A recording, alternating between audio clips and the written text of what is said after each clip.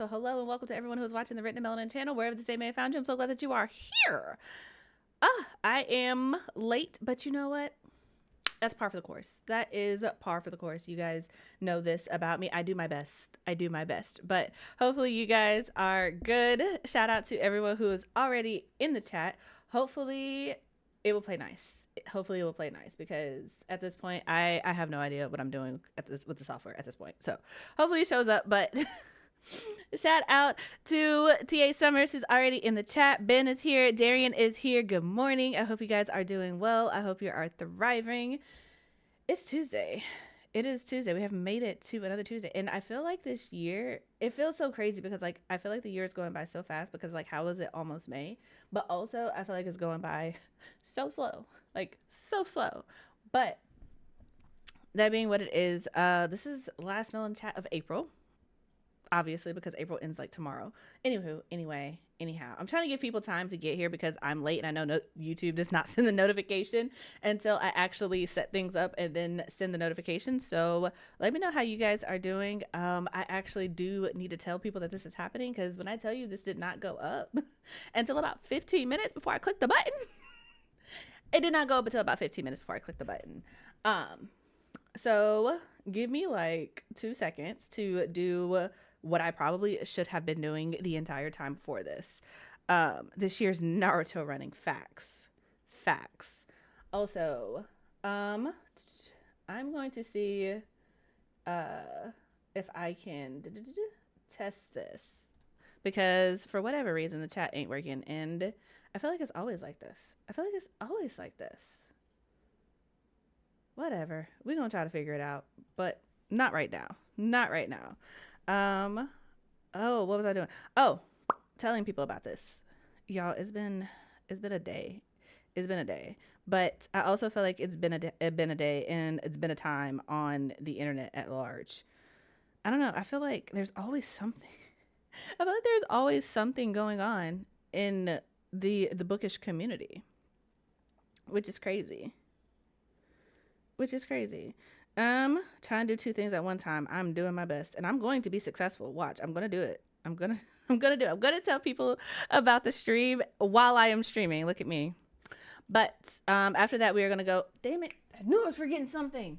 Benjamin, I know you're watching this. Can you go into the guest room and bring me my shiny new book so I can pull Audra and show everybody the book when I start talking about it? I knew I was missing something when I sat down. That's why the door was still open. But, you know, this is such is life. It'd be like that sometimes.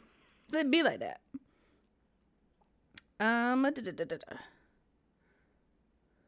Let's see here. Book communities like New York City, never any sleep, constant drama.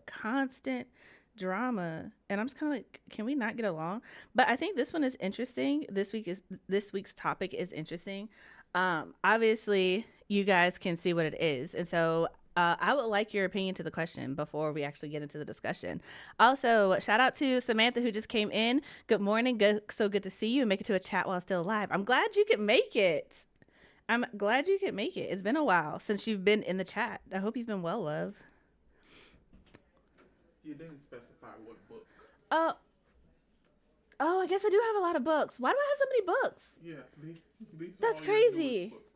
I guess we could talk about that because I have been buying books.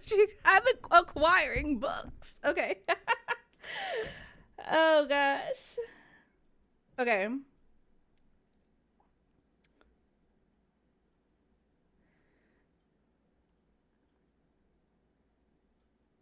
Oh, wait.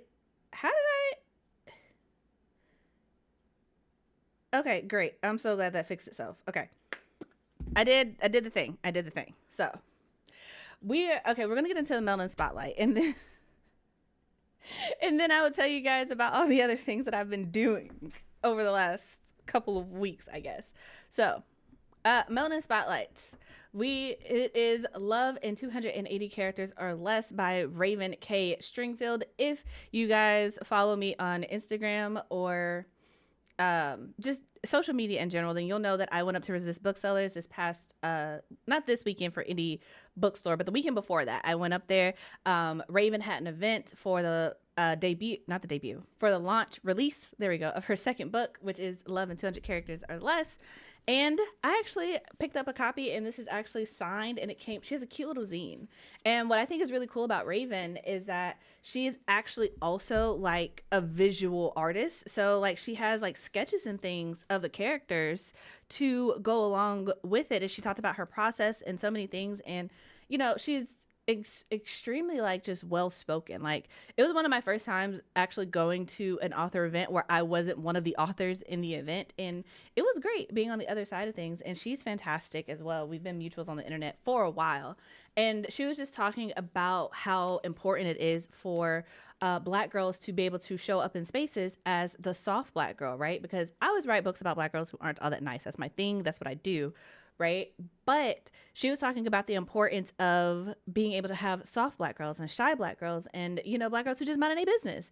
And one of the things that kind of stuck with me is when she was talking about this book, she was like, in any other world, the main character of this book, Sid, she would be a background character. Like she wouldn't get a name. She would make a passing appearance in anybody else's story.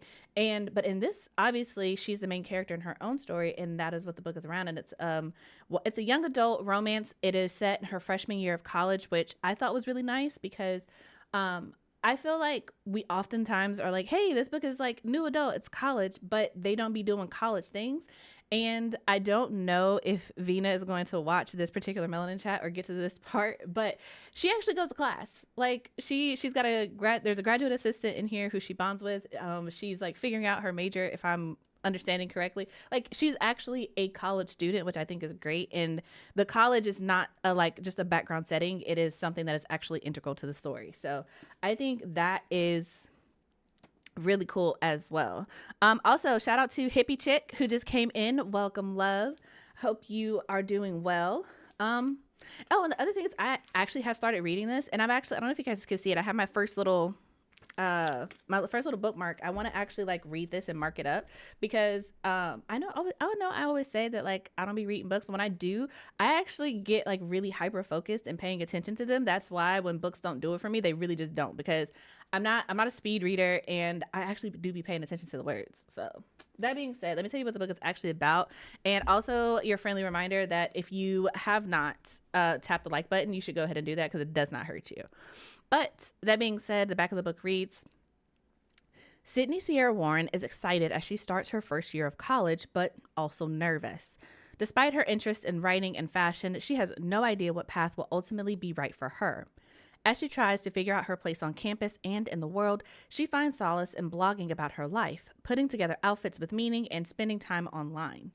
It's within the digital space that she connects with someone who goes by Young Prince X. She may not know X in real life, but that doesn't stop her from developing a crush on him. Except she's also navigating her first romantic relationship with a sweet boy on campus named Xavier, who maybe could be X. Can Sydney Sierra not only make it through her first semester, but thrive in real life as much as she seems to be thriving online? And what I enjoyed about, again, going to the event and talking to Raven specifically about this book is she was like, it is a romance, but she was like, there's more to it than the romance. Like that is just one part of Sydney's life. And I feel like it's just nice to kind of see things talked about that way, where it's just like, it's just a part of the story. It's not the entire thing. So to me, this like, it's more than vibes. It's more than romance. It's the whole shebang. And that makes me excited to read it. I also like the format. I'm intrigued by the format because it's told in like emails, text messages, blog posts. It's not like a traditionally formatted book. And that in and of itself, like intrigues me because like there are like text messages and blog posts and things in the book. So we'll see how it goes. We'll see how it goes. Y'all, if you're in the after chat, so slight plug to join the channel if you haven't. Y'all know if you're in the Discord server, I will tell you what I think of this book. So yeah, get into it. That being said, shout out to Winter who is here. Hello, love. I feel like I haven't seen you in the chat in a while. Good morning. I hope you're doing well. I hope you are thriving. But that being said, while I was up there at the bookstore, I got another book. I picked up this one. It's a classic, Beloved. Is that how you say that word? Is it beloved or is it beloved? Because I always, in my mind, it's beloved, but whatever. Anyway, I got Beloved by Toni Morrison. I've never read this one. I've read a lot of several books by Toni Morrison, but I haven't read this one. And I picked it up because, okay, follow me here. Follow me, and y'all don't judge me, okay? There was a writing contest coming up, but it was for it was surrealism, Afro surrealism. And I was like, I am not real too for real like familiar with surrealist fantasy. And so I asked ChatGPT and I was like, what are some black surrealist are like authors to pick up? And it gave me a couple that I had heard of, but one of them was Toni Morrison. I'm like, you can never go wrong with a Toni Morrison book. So I went ahead and picked it up. Y'all, this book is like $35. And I was just like, what? That's insane. If I had known that, I don't know if I would have picked the thing up. But it's fine. It's fine. I got that. And then I also have some other books over here that were sent to me that I want to give a try. This one is Sing the Truth, and it's a short story collection put together by the Quayle Journal and edited by Laura Pegram. I'm saying that because Laura is actually coming on to the Written in Melanin podcast. So if you guys are interested in knowing more about anthologies, Black anthologies specifically, and more about the Quayle Journal and the work that they do, I really feel like you should get into that conversation. I'm excited about it because after putting together Magic and the Melanin, I'm interested to know what her experience was like putting together a Black anthology, right? So that's that. And then also I have this book, If We Were a Movie, by Zakiya and Jamal. Yeah.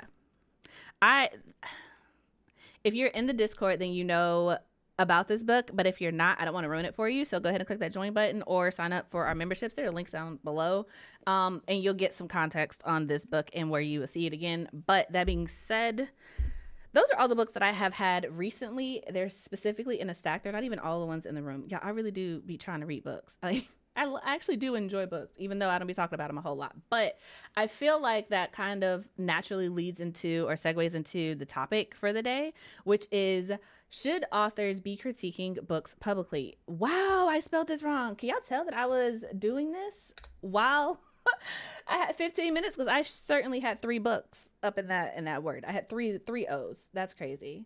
Like, I don't do words for a living. But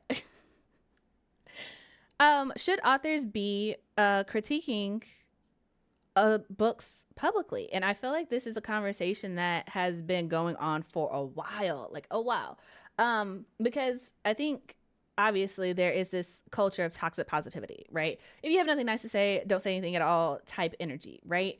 And I've talked about this before about how us not talking about books and critiquing them and, just being honest, especially when it comes to Black authors, has led to like this creation of this like mediocre bubble where we're getting a lot of books that just don't do what they're supposed to be. What they're supposed to do. And it leads to, how do I put this nicely? It leads to authors not pushing themselves to be better because they think they are already where they need to be, right? Because if no one is telling you that, hey, you have not reached the limits yet, you have further to go, then that is something that you get comfortable with. You're like, okay, I'm already there. Like, I'm already that girl. And it's just like, no one's telling you that you aren't, but I feel like it leads into like a realm of complacency, right? So, like I said, before I share all of my opinions, because I do have a lot, and if you are curious where this conversation came from, there is a relevant link down in the description box below. Of course, it came from Threads. And essentially an author was like, you shouldn't say anything bad about other authors on the internet, like point blank period. Just don't do it, right? Because they're your colleagues and they're people that you might want to work with, and it's bad for networking, so on and so forth, right? And then someone obviously responded and they're like, hey, I'm a reader and a reviewer, so like, where do I fall into that world? And then I think the response to that was like, the minute you click publish, you relinquish your right to essentially exist in reader spaces and to critique and review. And I'm just kind of like, that's interesting. That's interesting. I have a couple of takes on that, but let's see here. Checking the chat. Darian said, authors can definitely critique books critically like the other creative professions, just don't be mean-spirited. That part. Let's see here. TA said, I haven't picked up too many new books, so I'm cool with all the recs. I just added this book to my TBR. Oh, I hope you like it. I am considering pitching it to Law to see if she wants to read it for the DNF book club. Maybe do an extra meeting if we have time, but that might be a hard sell considering everything that we both have going on this year, but we'll see. We'll see. I feel that as a soft introverted Black woman myself. Yeah, I feel like there needs to be more stories like that where everybody's not the loud, brash, I'm going to speak up for myself type. That's just not what it is. I would love to see more stories with just, soft Black women, but I feel like that's also just what I'm reading because I naturally gravitate towards the you're not going to talk to me like that type stories. So that's probably a me thing. Let's see here. Batgirl is here. Welcome. She said, I think it's fine as an indie author, but it would be awkward as a traditional published one because those are like your label mates. Interesting. Okay. Samantha said, critique, yes. Use it as a label. Use it as a label for a negative commentary based only in personal opinion and preference. No. Got you. Coming in late. No, look, Jay, it's not you. It is not you. It's me. I was late setting everything up, so you probably got the notification late. But I appreciate you for being here. Let's see here. TA said, my short answer is yes, because books are meant to be discussed, dissected, talked about, and shared, and we view books through different lenses based on our experiences. Agreed. On this topic, I've said this before, but I'll say it here. Many great authors were also book critics. It's a new thing to want authors not to critique books publicly. Okay, I feel like we have to talk about that because I did not know about the classic book drama. Okay, I was not that girly. That's not what we studied in school. I didn't know anything about it until I was grown and on the internet. But y'all can correct me if I'm wrong, if I'm getting the two people mixed up. But I'm pretty sure it's like, wasn't it like Langston Hughes and Zora Neale Hurston, because who did not like each other? That like they had beef, like real beef.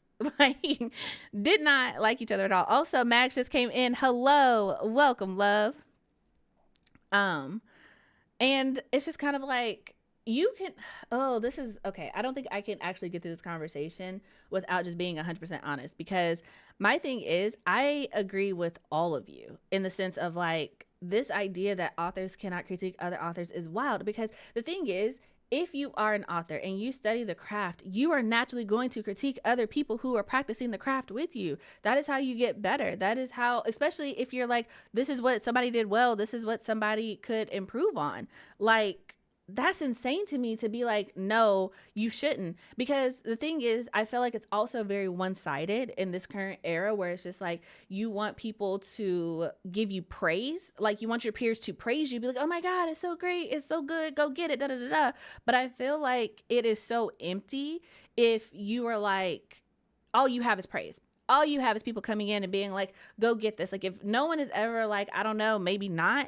It's just W.E. Du Bois and Zora had beef. Okay, so it wasn't Langston Hughes. My bad. I wasn't trying to throw him in there for no reason. I just didn't know. So W.E. Du Bois and Zora had beef, and it's just kind of like the thing is, I feel like people forget that literally in every other profession, like your colleagues are also your biggest critics. There is such a thing as being peer reviewed, and it's fine. It's not the end of the world. Everybody doesn't have to be your biggest fan. And I feel like it creates this culture where you can no longer, I don't say the best can rise to the top, but it creates this culture where it's just like every book is on the exact same level of quality. And it's like, in a perfect world, sure, that'd be great if every book was amazing and perfect and wonderful. But in reality, it's not like that. Some books are lacking in plot. Some books drag on too long. Some books need better character development. Some books lack chemistry. Some books need better world building. Some books just ain't it all the way around. They needed a whole editor to fix the problems. Like it happens. It's real. It's part of being an author, especially in this culture where a lot of authors are very vocal about being like, this is the first book that I ever wrote and now it's published. And it's like, great, go off. Love that for you. Pursue your dreams. But also, like, this is the first book that you've ever written. Have you studied the craft long enough for this to be out in the world as something that people should pay money for, right? Like, and that's not to be rude, but that's to be real, because the first picture you ever draw is probably not the one you're going to sell. It's the one that you're going to put up on the fridge for your mom, right? So it's just like the whole first book that you ever write probably should be one that goes in the archives and be like, yeah, I did that. And then you go back to the drawing board to get better at your craft and you study up and you get better. Like, I feel like there's an up and down for this. The first meal you ever cook is going to be for your family. It's not going to be at a 5-star establishment, you know? But I feel like when you say that, people look at you like you're crazy, like you're weird, like what? um let's see here. Winter said, I think that authors can critique other authors when it gets personal or petty is when it's not cool. That part. And I think I think authors also feed into this idea that one bad review can tank your entire career. And it's just like, there are critical reviews. And I think people, okay, we're getting into a territory that I didn't think we were going to go into, but you know, it is what it is. I think another large part of this idea is that a lot of readers don't read critically anymore. And when I say read critically, I mean like think critically anymore. And so if one person says it's bad, there's this energy of like dogpiling on the internet, where it's just like if one popular person says it's bad, then now all these people think it's bad without thinking for themselves. Or even if they're like, hey, I didn't like that this was a closed door romance, and people are gonna be like, oh, it's a terrible book, da da da. And it's just like, wait a second, if you don't care about it being a closed door romance, then that actually has nothing to do with you. And people who are looking for that will see that and be like, oh, I can actually pick up this book now, right? But I feel like we're losing that ability to think critically, and that leads authors into being like, I don't want anything being said about my book that could possibly deter the herd from picking up my book. And that's kind of what it is. It's like herd mentality. And it's like, if you're writing books for the herd mentality, I don't know, are you really digging into the craft? Are you adding things? Because I know that I personally have been in so many writer groups and things, and the stories that people are getting and being told and are trying to be fed off of are not the stories that they are trying to get into. And so I'm just kind of like, this all kind of comes back to not being able to say publicly as an author, as someone who studies the craft, that this ain't it, that this is not it, you know? Also, shout out to Vina, who popped into the chat. She said, truth is, I've been in rooms with authors, books I didn't like, and everything was fine. These people need to learn to act like professionals. Ooh, okay. That is my thing, right?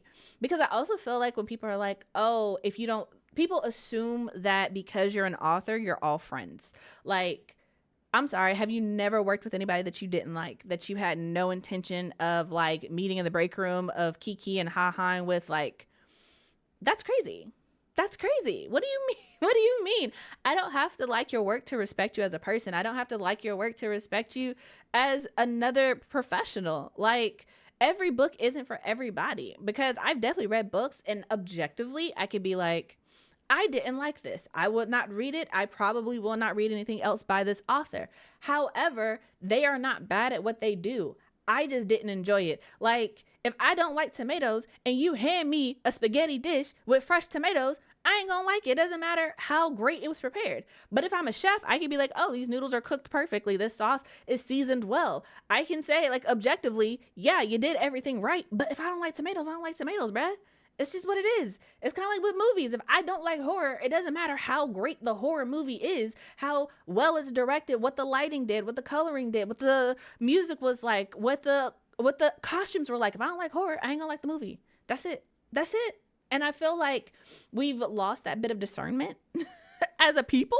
Like, it's fine. It's fine. And that's one of the things where whenever I have like new author friends or acquaintances in my life, and obviously I have books out or whatever, and it usually starts out with being like, oh, your book sounded interesting, or I found you through your books or whatever, because author world, that's usually how it works.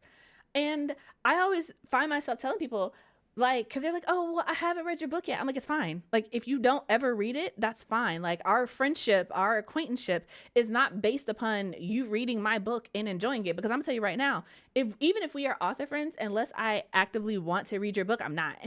I'm not gonna read your book just because we're friends. That's not how it works. It has to be something that I want to read. And if you ask me to read it, to give you feedback, I'm going to give you feedback. That's why whenever I talk about the author council, I'm always like, yeah, these are the homies who actually, we critique each other. Like, we love each other to death. But if you were to ever read some of our comments in the conversations, we start talking about craft, those conversations can be kind of harsh. I ain't even gonna hold you. There's some days when me and La gotta be like, you know what? Love you from a distance. Love you, but I'll talk to you like a week because I gotta calm down. but it makes it better. It makes the stories better. It improves the craft. And the thing is, I know for a fact that We Are Dying Gods would not have come out without them. I know for a fact that I would not have been accepted into Fire Lit with the story that I had originally. I know for a fact that none of my writing would be as sharp without them, because they are willing to critique me, right? But I also feel like when it comes to like critiquing publicly, I just, like I said, I don't understand what this idea is of every author has to be your best friend and you can't say anything bad out loud. And this idea that, because somebody brought it up, I can't remember, I have to scroll back up in the chat, but somebody mentioned that it's like, oh, it could be awkward because that could be like your label mates or your agent mates or whatever. But I'm also like, that doesn't really mean anything, because I mean, maybe I'm wrong because y'all are readers too. And so I'm like, but I've never picked up a book and been like, oh, this person from Simon and Schuster doesn't like this other person from Simon and Schuster, therefore it's a problem. Like, I really don't be getting into it like that. Like, I hate to say it, but it's like, I really just don't care. Like, what? You're all tried. Like, it doesn't matter. It doesn't matter. It is just like, is it weird? Because also, like, blurbing doesn't even hold the same weight that it did before. So I'm like, and authors don't actually have that much weight to throw around in the publishing world. So it's just like, okay, we have the same agent, but if I don't like you and you don't like me, what does that got to do with anything? This is business. This is business. I don't have to like you just because we got the same agent. That's like being like, oh, I'm a teacher at the same school, so we have to get along. No, we don't. No, we don't. Just because we got the same principal does not mean that we have to like each other. That's not how any of this works. That's not how any of this works. So it's just kind of like, do I think authors should be dragging each other publicly? No, absolutely not. I'm not advocating for that. But I think an author should absolutely be able to be like, if asked directly, or even if not, and be like, yeah, I enjoyed this book, but, or this book was great except for. And I feel like it should be like any critique. There should be positives and there should be things that could have been worked on, you know? But this idea that you can't say nothing is weird. Also, shout out to La, who is here. I did see you come in, love. And then also, Deja is here. Welcome, welcome. Let's see here. It's interesting to see the takes on this discussion. I'm speculating, but I think the author saying we shouldn't critique others. Other authors are the ones who need the feedback the most. I think the authors who are saying that are the ones who know that that their craft could be better. And that could be an unpopular opinion, a controversial take. But here's the thing. Whenever I have coaching clients, I always tell them that your book is not ready to go out until you're like, I did the thing. Like, if you don't like my book, it is because you don't like the book, not because I did anything wrong, right?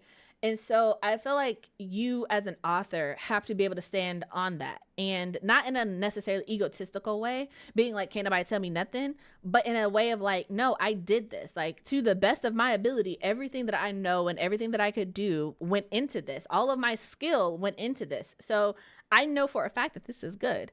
I feel like there is a certain brand of author that puts out their book knowing that it is not ready, and they perpetuate this idea of, you can't say anything mean about me, because they know that there are flaws in it. They know that there are things that they should have gone back to change, and they didn't. They know that it could have been better, it could have been stronger. They know they are not the best writer, they know they're not the best author, they know that they are not actually hitting in the league that they should be in, right?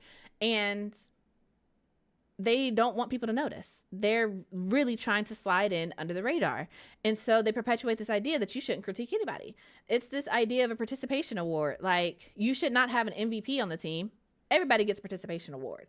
We're not going to point out the person who actually put in the most work. We're not going to point out the people who actually showed up to every practice and played in the game and practiced when they didn't have to and, got better. Everybody gets a trophy. Exact same trophy, exact same size. Doesn't matter how much work you put in or how little you put in. And it's like, that's cool for acknowledging everyone. But the problem is the person who did the most work is getting the same recognition as the person who did the least amount of work. And that demoralizes the person who puts in a bunch of work, but it gives a big head to the person who did basically nothing. And I feel like we have authors on that end of the spectrum who are like, please, like, you shouldn't critique anyone. Like, when you become an author, you lose the ability to critique. And it's just like, that's weird. That's very, very weird. Let's see here. Samantha said, not liking a story or a book doesn't equal to not liking the person who created it. Yet somehow that's the math everyone is going with. That part. That part. Let's see here. Winter said, there's a few authors' books that I wasn't the audience for, but I was an objectively good book. And I feel like we need to exist in that world just a little bit more. Last says, a loving rip apart for sure, but that step away is also very important. Like, yes, I see your point, but also my heart hurts now, so we'll talk later. All love. Literally that. And I feel like it's that part. It's the respect part of it that I think authors are missing and forgetting. Like, okay, so I'm gonna get a little inchy winchy bitchy bit religious here, right? But basically in the Bible, it says something to the effect of like, God only is going to correct you if he loves you, right? That's essentially the premise of what it says. And it's just kind of like, I feel like people forget that. Like, if I, as an author, read your work and offer you criticism, it is because I, as an author and as someone who exists in this space, think that you are worth giving space to improve to. I feel like you have potential and I want to see you reach it. It is not I'm trying to tear you down. It is not, oh, you didn't do it, or you not this, or you not that. It's none of that. If I take the time out of my day to say, hey, I think this is good, but this could have been better, that means I actually think you can do better. If I don't say anything to you and I'm just like, oh, well, this is, I'm glad that you did the homework and turned it in, right? If that's it, that's it. I don't see the potential in you. And I feel like we are breeding a culture of authors that don't know how to accept that there is such a thing as tough love. There is such a thing as, yeah, you did it, congratulations, but you can do better, do it again, you know? And it's just kind of like, if that hurts you, you're probably not in the right profession. If you don't want to rewrite your book, you're probably not in the right profession. If you don't want to study the craft, if you don't want to get better at writing characters and world building and your prose and your line, and you don't want to get better at telling a story overall and mastering your pacing, then you probably shouldn't be here. That's like a cook being like, oh, well, I hate boiling water. Bruh, you probably shouldn't be in this profession. You're going to have to do that a lot. You're going to have to do that a lot. You know, it's just like, and that's fine if that's where you're at. But there's also a difference between doing something professionally and doing something for a hobby. And I also feel like because of capitalism, because of where we are at, I feel like people who would have thrived as hobby writers, writing in their free time on like Wattpad or AO3 or Tumblr or whatever it is where people do that at now, Substack, whatever. I feel like the people who would have loved and enjoyed doing that are now trying to do it professionally. They're trying to write whole novels. They're trying to be like, I'm going to make a career out of this. And it's like, but you don't even love this. You don't even want this to be your career. You just think it's something that's accessible and easy to do. And then, yeah, it's just one of those things. It's just one of those things. Also, shout out to DL who is here. Good morning, love. I hope you're well. I'm glad to see you in the chat. And I don't know where this popped up at, but I'm glad that it found you. I'm glad that it found you. Let's see here. Going through, trying to keep up with the chat. Max said, once your work is made public, it's not yours anymore. It's the public's. And I forget who said that, but it resonates. Yeah, it's not yours anymore. You have to let it go. And that's with all art. Like, as a chef, once you put the plate on the table, you can't change nothing. Okay? It's the customers. Once you have a painting, once it's up on the wall in a gallery, you're not going in to change things or tweak things or fix it. It's done. It's not yours anymore. People can perceive it however they like. And the same thing is true with books. Once you write it, it's done. It's not yours anymore. Because authors often complain about the fact that like it could take you 2 years to write a book that a reader is going to fly through in 2 days, right? It's not yours anymore. It's not yours. You've released it into the world, you know? Let's see here. One of the best experiences I've had was taking poetry writing classes in college. That experience humbles you very quickly because poetry critics don't play. You only have so many words. I think any creative writing class will do that though, honestly, because I took one in college as well. It was for creative writing, but it was just kind of like when you're put in a room with other people and you are there for, 90 minutes or however long the class is. And the whole purpose of the class is to read each other's work and critique it and rip it apart. And if you don't, the teacher's going to be like, well, why didn't you point this out? And it's like, there is no such thing as being nice. There's no such thing as being nice, because you're not going to get better by being nice. It's a dumb concept. honestly honestly, like, oh, stroking somebody's ego so they don't get mad, but is not going to make them better, you know. Let's see here. Even the screenshot, they said, don't expect your colleagues to hold respect for you or network with you. And I'm just like, with that mindset, I don't know if I want to network with these people. Thank you. Because I think that's another thing that we really honestly, as a culture, need to talk about. It's the fact that you ain't networking with everybody. Okay, it's not a thing. It's not a thing. People naturally form groups and cliques. Is it dumb? Yes. But the fact of the matter is, you're gonna have your group of people. You're gonna have your community. You're gonna have the people that you're familiar with, and those are the people that you network with. Like, if you write dark romance, you're probably networking with other dark romance writers. If you are writing historical thrillers, you're probably networking with other historical fiction writers. Like, that's just what it is. So the idea that every single person has to be a network, and the thing is, y'all are also paying attention to I think people are forgetting to pay attention to the fact that, like, every person that you network with is not going to open a door for you. Every person that you network with is not going to have your best interests at heart. And that is where a little bit of discernment needs to come in, because, like, who are you trying to network with really? Because, I'm going to say this, and this is probably going to hurt some feelings, but if it does, I can't really do anything about that. But it's just kind of like, I know where I'm at in my author career. And I can tell you right now that where I'm at, I do not care about networking with someone who objectively is not doing what I'm doing. Like, not trying to be rude, not trying to be mean, not being like it's punched down or anything like that. But I feel like people are so concerned about networking, but it's just like, you realize a network is a relationship. Like, you have to maintain that. And you're trying to network with people who respectfully are not in your league. So it's just kind of like, I don't know, that's crazy. Like, that's like me trying to be like, oh yeah, where I'm at in my author career right now, I'm trying to network with N.K. Jemisin. Like, no. Do we both write fantasy? Sure. Do I think she's an amazing writer? Absolutely. Am I trying to network with the woman? She's not in my league. She's so far out of my league right now. Like, no. So being like, oh, I can't critique one of her books because what if I meet her one day? If I meet her one day, then I critique one of her books, and that's gonna be that. Like, stand 10 toes down in it. That's it. Nobody is perfect. And I also feel like we also need to bring back the conversation of being like, you can have an author that you respect and their writing style is not for you. Like, objectively, this is good, but also subjectively, I don't like it. Like, it's kind of like, this is probably a dumb analogy, but it's kind of like cake. You know, some people like whipped icing. Some people like buttercream icing. If you like whipped icing, you probably don't really deal with buttercream all that much. And that's fine. But you can still be like, oh, that cake is nice with the buttercream icing. Objectively, subjectively, I'm going to scrape the icing off before I eat the cake, and vice versa. Like, it's fine. It's fine.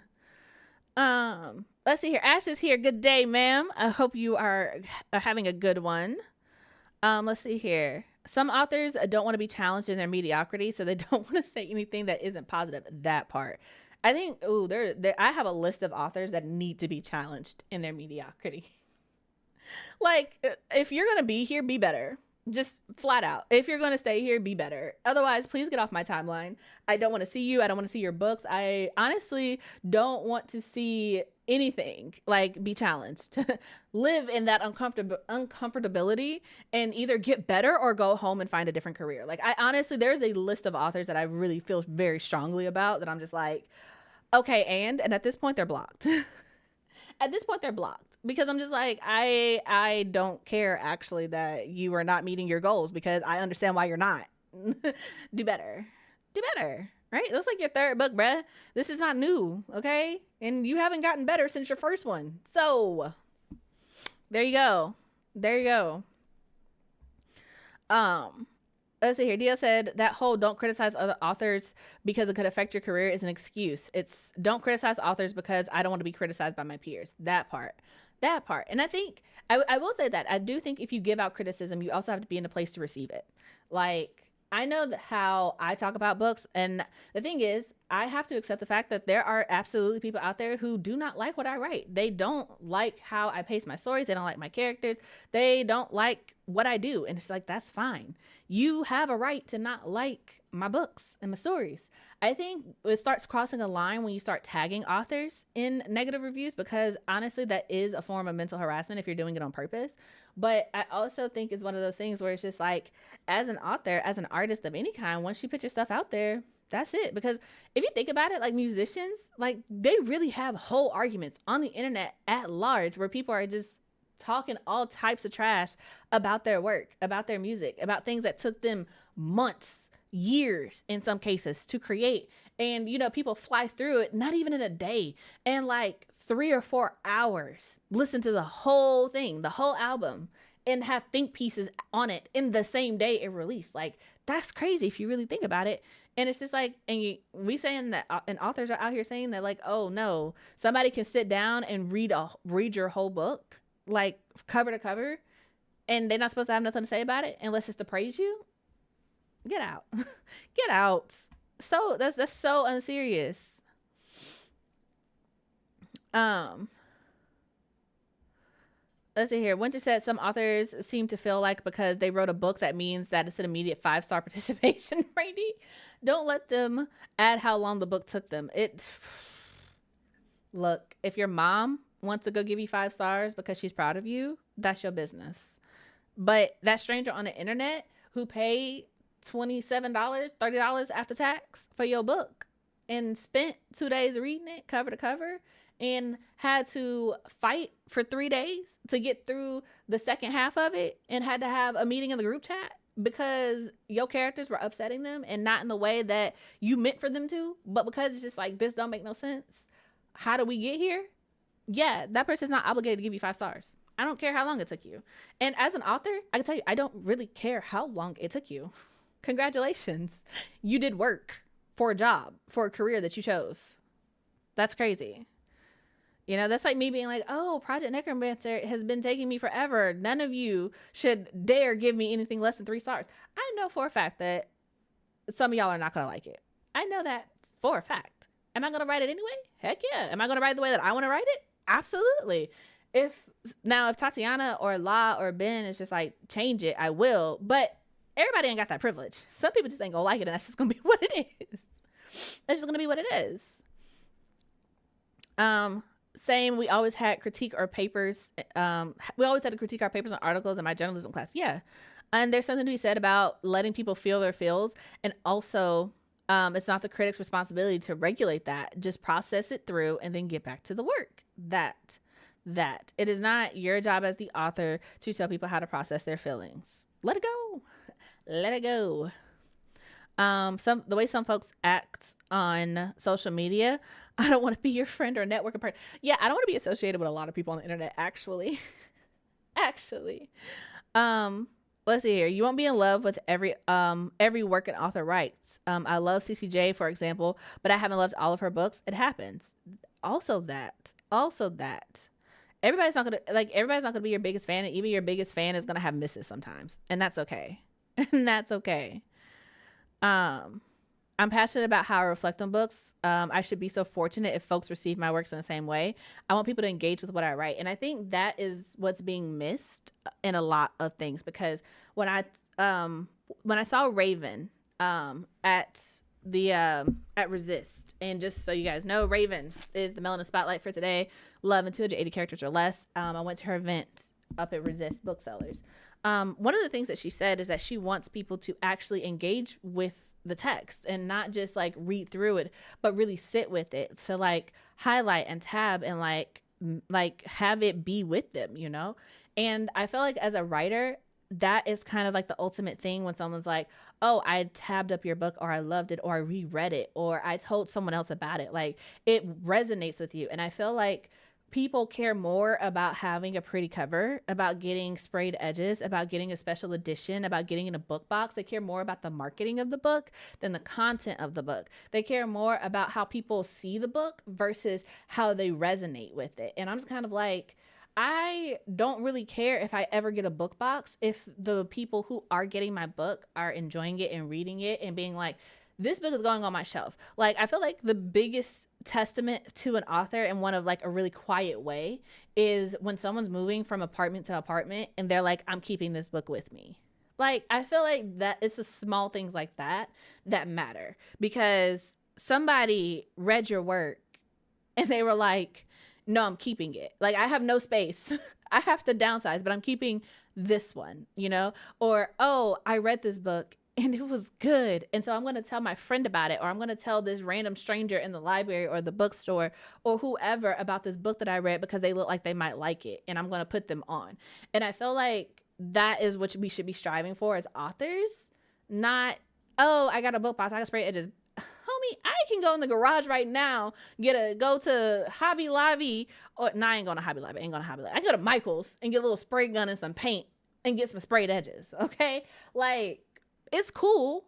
Yeah, I'm not going to take that away from anybody, but does it matter if the only thing your book is good for is artistic decoration? I can go to IKEA and get books for artistic decoration. Like, I don't understand. I feel like the focus is on the wrong thing. If no one's going to crack open your book, what does it matter? What does it matter? You did not spend a year writing a book to sit on someone's shelf that they never crack open. That's a waste of your time. Like, the money might be there, sure, but it's not going. Ooh, I'm gonna say this and then we're gonna prepare to move to the after chat. It's not the money aspect of it is so, in a way, finite if all you have is aesthetic, because the way you sell books is by other people telling people about it. Like, you think Beverly Jenkins is out here marketing door to door the same way she was when she first started out? You really think that? Like, nah.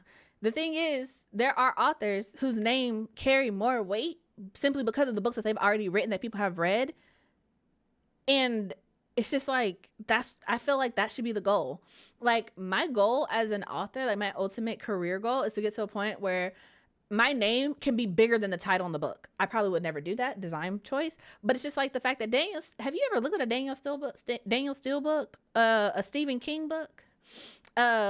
Literally any established author, a Brenda Jackson book, they names be so big. Sometimes the title be so small, you don't even know what the title of the book is. You think the title of the book is their name.